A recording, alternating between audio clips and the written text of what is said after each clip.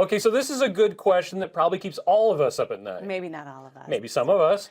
What does it mean to be fat adapted? So fat adapted is a term that gets thrown around a lot in the keto community, but it's not always clear what it means. Yes, to understand it, let's chat about what happens in your body as you go low carb. Within a few hours, your body starts producing ketones at a higher level. And after a few days, your body has burned through the residual carbs and begins going into ketosis, where it's now using primarily ketones and fat for energy. However, your body still is not fat adapted. To become fat adapted, your cells need time to change from looking for carbs to looking for fat. It's a physical change and it can take up to a few months for your cells to literally restructure themselves. See, now I like to think of it as our bodies are like the Back to the Future time machine. It's been running on plutonium and random lightning bolts. From clock towers. But there's a better way. Mr. Fusion.